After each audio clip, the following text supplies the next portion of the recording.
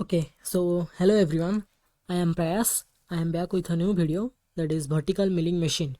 In this video, we are going to learn about vertical milling machine, how it works, its parts, and everything about this. And one thing, if you are an engineer and you want to know more about machines, then you can subscribe my channel. And also one thing, that you will get both knowledge and PPT in this channel, and you can download my PPT from the pinned comment section. So let's start. First, introduction to milling machine. What is milling?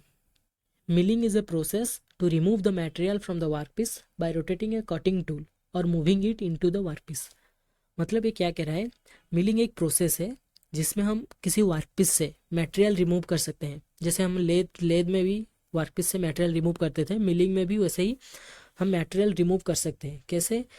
एक workpiece को यहाँ पे stationery रखा जाता है। जैसे lathe में हमारा कटिंग टूल को स्टेशनरी रखते थे और वर्कपीस को रोटेट करते थे, वैसे ही मिलिंग में हमारा कटिंग टूल को रोटेट करते हैं और वर्कपीस को स्टेशनरी रखते हैं।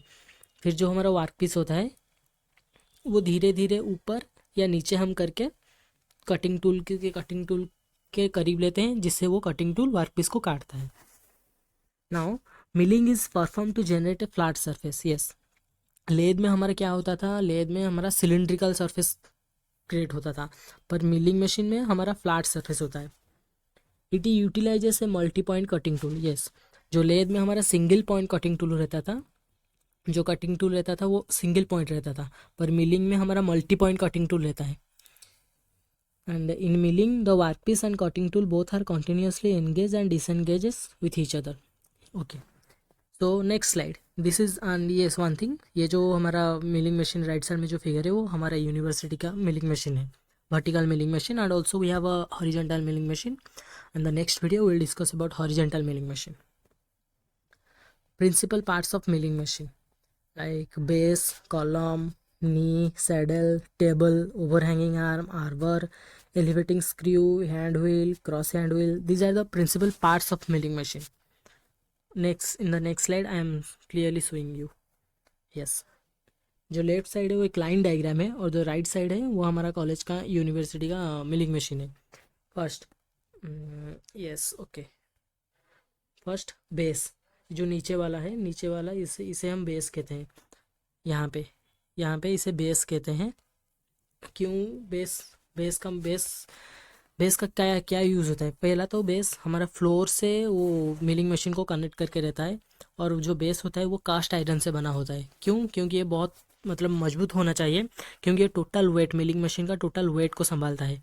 और जो कटिंग टूल ऑपरेशन के टाइम में जो मिलिंग मशीन में वाइब्रेशन होता है उसे भी ये बेस संभाल के रखता है, और जो कूलेंट होता है वो भी बेस में आके स्टोर होता है। Now elevating screw here, this is called as elevating screw, and in our figure this is the elevating screw. Okay, elevating screw. उसके बाद होता है नी, यहाँ पे इसे नी कहते हैं। तो हमारे मिलिंग मशीन में यहाँ पे इसे नी कहते हैं, मैं नेक्स्ट स्लाइड में अच्छे से समझाऊंगा, बस इस स्लाइड में बस दिखा रहा हूँ, फिगर को दिखा रहा हूँ, वो समझिए। उसे नी कहते हैं। फिर उसके ऊपर, नी के ऊपर हमारा सैडल रहता है, और यहाँ पे हमारे फिगर में यहाँ पे इसे सैडल कहते हैं। और उसके बाद ये टेबल है, और यहाँ पे ये हमारा टेबल है। उसके बाद ये कटर कहते हैं, और यहाँ पे भी हमारा ये कटर है, और कटर के ऊपर इस फिगर को यहाँ पे आर्बर कहते हैं। यहाँ पे स्पिंडल आर्बर यहाँ पे एक ही होता है। फिर ये वर्टिकल मिलिंग हेड है यहाँ पे, और ये भी हमारा वर्टिकल मिलिंग हेड है। उसके बाद ये जो कॉलम लिखा है, कॉलम का मतलब क्या होता है? कॉलम में जो हमारा मतलब पूरे मैकेनिज्म, जो इस मिलिंग मशीन का पूरा मैकेनिज्म होता है, और जो पार्ट्स होते हैं उसके, मोटर या जो कुछ भी हो जाता है वो सब कॉलम के अंदर रहते हैं, कॉलम के अंदर वो सब रहते हैं। ठीक है, तो नेक्स्ट स्लाइड में हम समझते हैं उसके बारे में। First, base. What is base? It is the foundation of machine and is that part upon which all other parts are mounted. जैसे मैं पिछले स्लाइड में बोला था, बेस जो होता है वो फाउंडेशन होता है मशीन का। Wait I am showing you.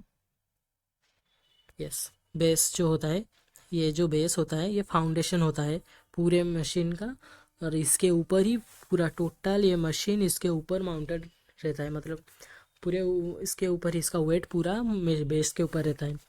It is made from cast iron and it gives the machine rigidity and strength. Yes, जो बेस होता है वो कास्ट आयरन से बना है, जो पहले ही मैं बोल चुका हूँ, जो कि मशीन को एक स्ट्रेंथ देता है।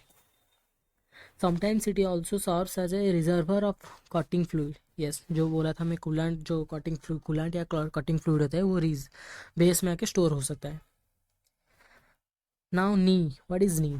नी is responsible for providing vertical up and down movement to the work piece. यहाँ पे दिस वन, ये जो होता है इसे हम नी कहते हैं। नी क्या होता है? ये हम एक vertical up and down movement देता है वर्क पीस को।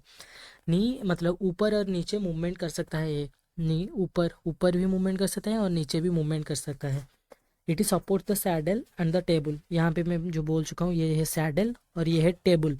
सैडल और टेबल दोनों नी के ऊपर है, तो जैसे ही नी ऊपर नीचे मूवमेंट करेगा तो सैडल और टेबल भी ऊपर ही नीचे मूवमेंट करेंगे।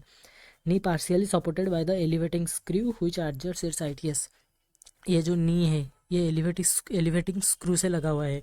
जैसे ही एलिवेटिंग स्क्रू ऊपर नीचे होता है वैसे ही नी ऊपर नीचे होता है, और साइमल्टेनियसली वर्क पीस, टेबल और सैडल सब ऊपर नीचे होते हैं। आई hope you understand. Now next slide. Column. Column किसे कहते हैं? It is the main supporting frame. Yes, यहाँ पे this one, the right side here. Yes, this is the column and the motor and the over driving mechanism are contained within it।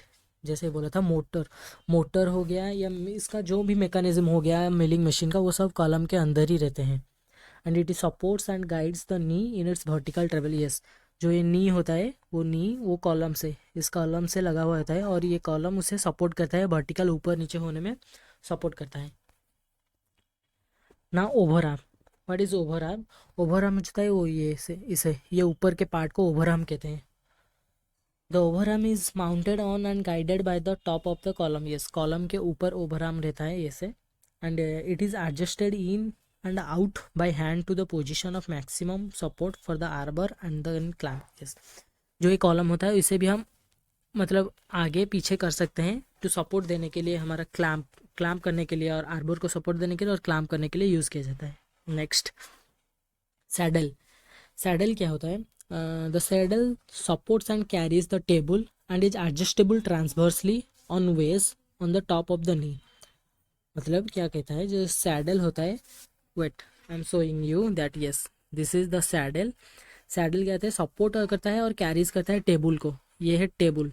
Table जो होता है वो saddle के ऊपर रहता है, तो सैडल क्या होता है, क्या टेबल को सपोर्ट और कैरी करता है, और एडजस्टेबल भी हो सकता है, जैसे मतलब मूवमेंट करता है transversely on ways on the top of the knee के ऊपर रहता है ना, तो ये भी ऊपर नीचे मूवमेंट कर सकता है।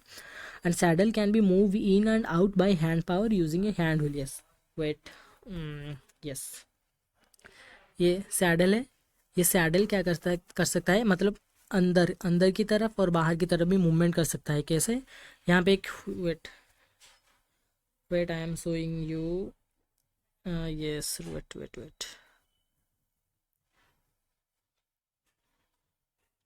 Wait look. Yes, this is the saddle.